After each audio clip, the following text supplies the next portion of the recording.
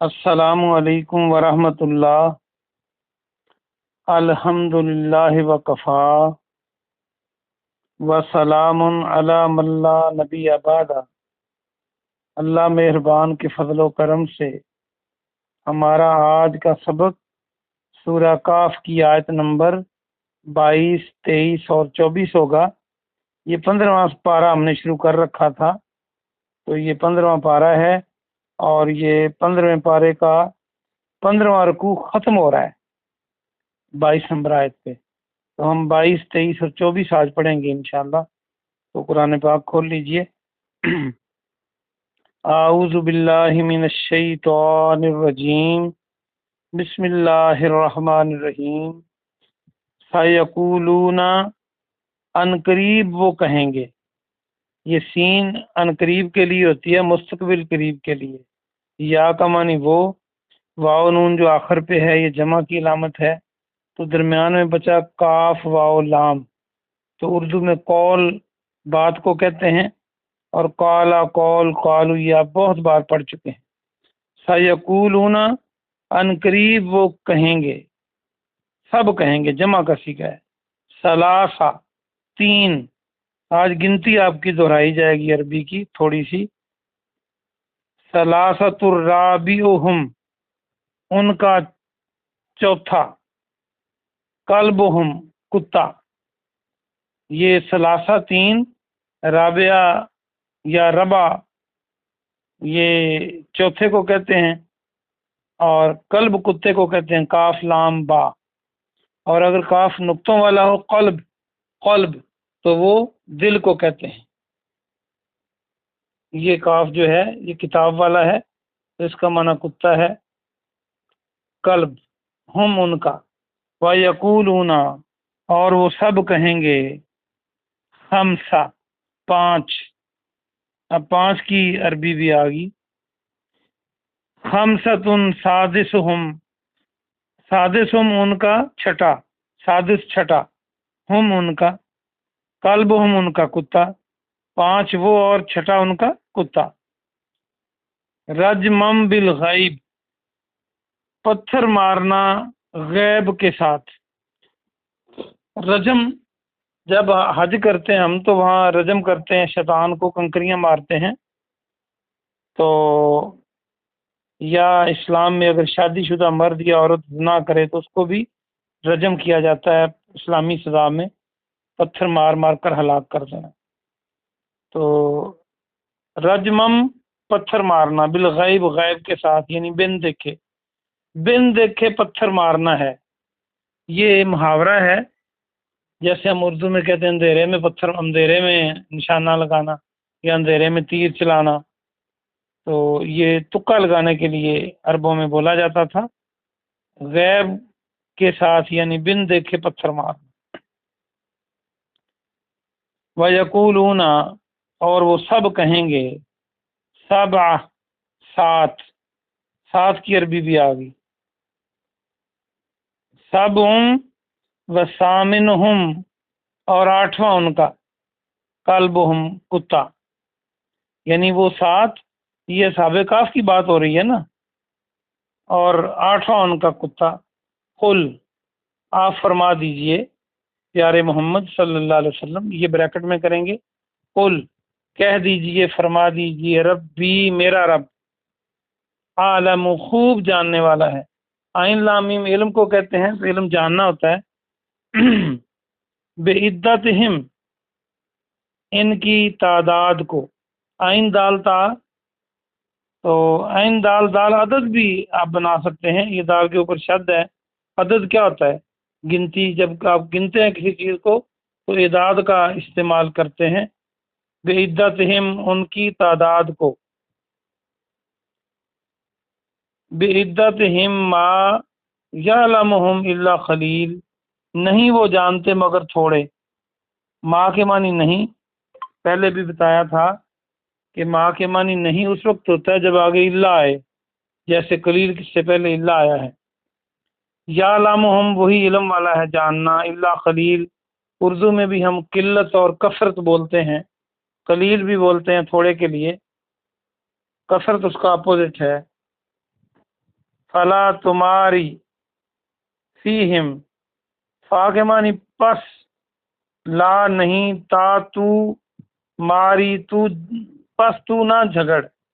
مریا آپ نے کئی بار پڑھا ہے لیکن ہمارے سبق میں بہت زیادہ گیپ آیا، دوبارہ بار بار آئے گا تو آپ کو یاد ہو جائے گا۔ اس کا معنی جھگڑنا بھی ہوتا ہے، اس کا معنی شک بھی ہوتا ہے۔ فیہم ان کے بارے میں، الا مگر، میران جھگڑا، یہ وہی لفظ ہے جب بھی آپ نے پڑھا۔ ظاہرہ سرسری، ظاہری طور پہ۔ ظاہرا ولا تستفتی، اور نہ تو پوچھ، لا کے معنی نہیں، تا کے معنی تو یہ است اور تست اور یست میں نے بتایا تھا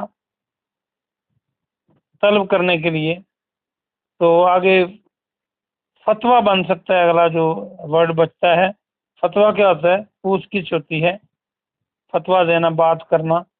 تو نہ پوچھ، فیہم ان میں، فیہم منہم ان میں سے، احدا کسی ایک کا۔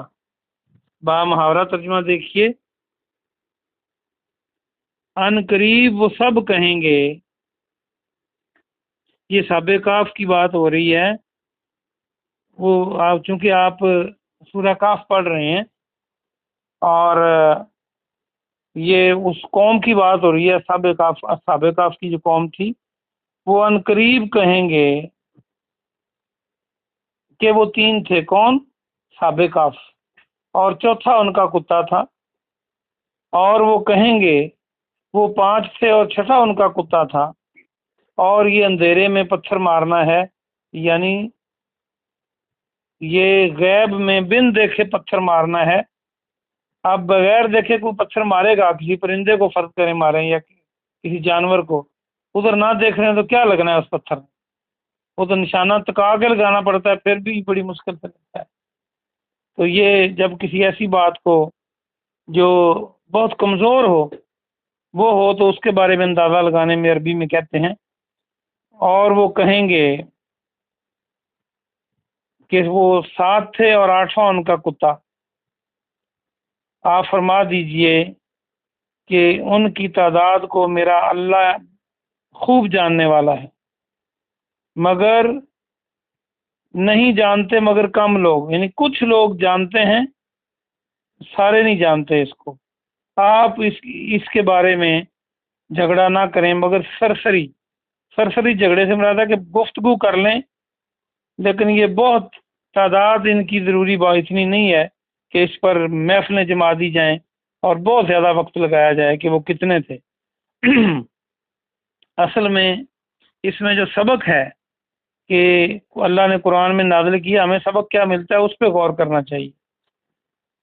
تو فرمایا کہ زیادہ نہیں ان پر بات کریں، زیادہ نہیں جھگڑیں، لیکن ظاہری طور پہ ہلکا سا سرسری بات کر لیں، اور ان سے کسی ایک سے بھی ان کے بارے میں نہ پوچھیں کیونکہ وہ کم جانتے ہیں۔ اگلی آیت دیکھیے، وَلَا تَقُولَنَّ، اور نہ کہیں آپ، اور آپ ہرگز نہ کہیں۔ یہ جو نون کے اوپر شد ہے نا، لَتَقُولَنَّ، جب کسی فعل کے آخر پہ نون ہو اور اس کے اوپر شد ہو تو بڑی تاکید پائی جاتی ہے اس میں۔ وَلَا تَقُولَنَّ لِشَيْءٍ، کسی شے میں، آپ ہرگز کسی چیز کے بارے میں نہ کہیں، انی فاعل ذالک غدا، انی بے شک میں، فاعل کرنے والا ہوں۔ فاعل کرنے والے کو کہتے ہیں، فعل کام کو کہتے ہیں، مفعول جس پر کام کیا جائے۔ ذالک یہ، غدا کل، آپ ہرگز کسی چیز کے بارے میں یہ نہ کہیں کہ میں بے شک یہ کل کرنے والا ہوں یا کل کروں گا۔ یہ پیارے نبی صلی اللہ علیہ وسلم کو کہا جا رہا ہے کہ کل کی بات کرنی ہے تو یہ نہیں کہنا کہ میں یہ کل اس کو کروں گا، بلکہ کیسے کہنا ہے؟ الا، مگر، ان یشاء اللہ، مگر یہ کہ جو اللہ چاہے، یعنی انشاءاللہ کہنا ہے آپ نے۔ انشاءاللہ کا معنی کیا ہے؟ جو اللہ چاہے۔ وذکر اور ذکر کیجئے، یاد کیجئے، ربا کا اپنے رب کو، اذا جب، نسیتا آپ بھول جائیں، جب آپ بھول جائیں تو اپنے رب کو یاد کریں، وقل اور فرما دیجئے، عسا امید ہے، ان قریب ہو سکتا ہے، عسا امید ہے کہ، این یہدی یعنی کہ وہ سیدھی راہ دکھا دے، کہ وہ راہ دکھا دے۔ یہ ہدین آپ نے کئی بار پڑھا ہے، راستے کے لیے، ہدایت کے لیے، کہ وہ راہ دکھا دے، ربی میرا رب، لیاقربا من ھذا رشدا، اس سے قریب تر بھلائی کی، یعنی اس سے جو قریب ہوگی وہ راستہ اللہ مجھے امید ہے دکھا دے۔ آج کا سبق ختم ہوا، آئیے ہم اس کی تفسیر دیکھ لیں، اور تفسیر سے پہلے ہم اس سبق کو پچھلے والے سبق کے ساتھ ملائیں گے تو ہمیں سمجھ آئے گی۔ آپ کو یاد ہے کہ جب وہ غار میں چھپ گئے تھے جو اللہ والے تھے، اور وہ 309 سال سوئے رہے، جب وہ باہر نکلے اللہ نے ان کو زندہ رکھا، ان کے کروٹیں بھی ان کی پلٹتا رہا، اور جب وہ جاگے تو انہیں ایسے لگا جیسے ایک دن یا دن کا حصہ ہے، تو وہ کھانا کھانے کے لیے باہر ان ساتھی کو بھیجا انہوں نے، تو سکے جو اس کے پاس تھے وہ 300 سال پرانے تھے، تو دکانداروں نے کہا یہ کہاں سے لیے ہیں؟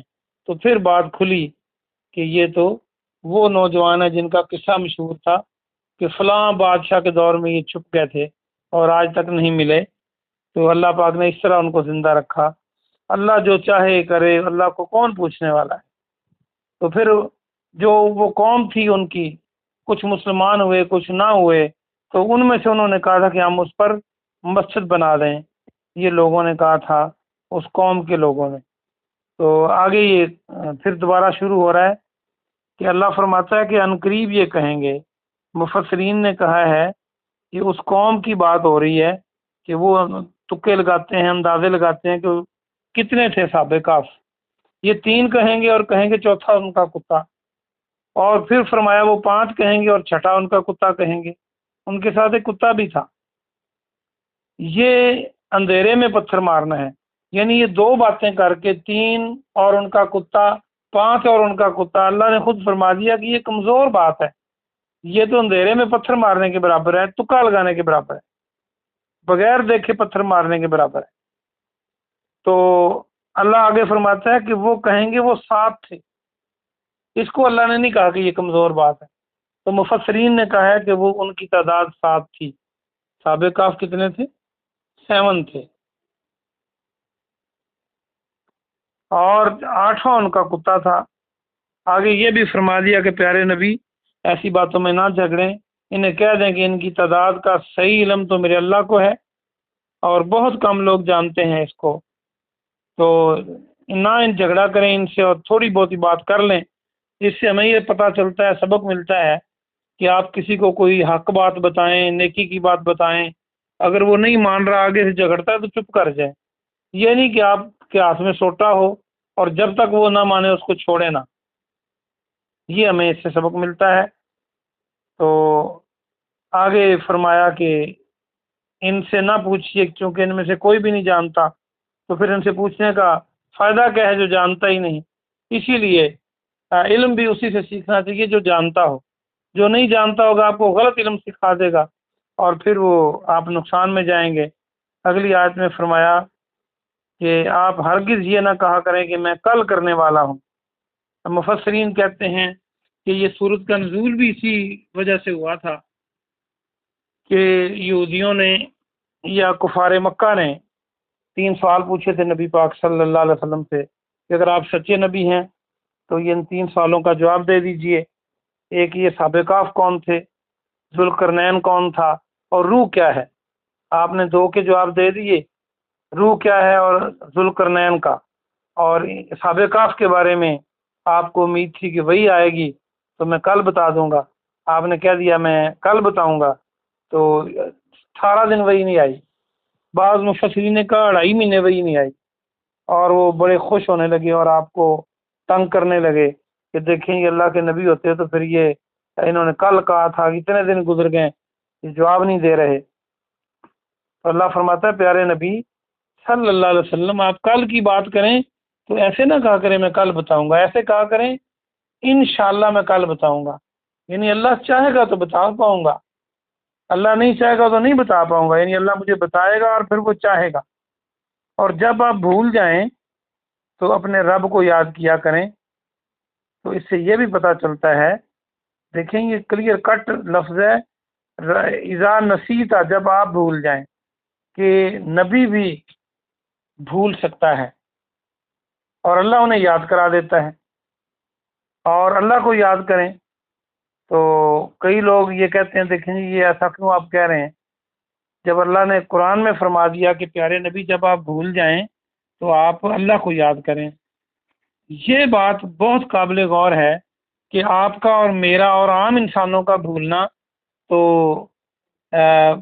غلطی ہوتا ہے، بھول ہوتا ہے، لیکن پیارے نبی جناب محمد رسول اللہ صلی اللہ علیہ وسلم کا بھول جانا بھی دین بن جاتا ہے۔ آپ دیکھیے کہ آپ نماز میں بھولے، اگر آپ نماز میں نہ بھولتے تو آج پھر ہم بھول جاتے تو کیا کرتے؟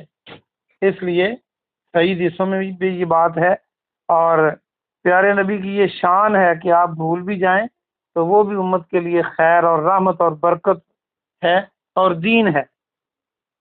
تو ہمیں دیکھیں کتنا کرنا چاہیے، ہم ایسے کہتے ہیں میں کل یہ کر دوں گا، میں یہ کام کر کے چھوڑوں گا، تو پھر ہوتا بھی نہیں۔ اسی لیے جب آپ مستقبل کی بات کریں تو کہیں انشاءاللہ میں یہ کام کروں گا۔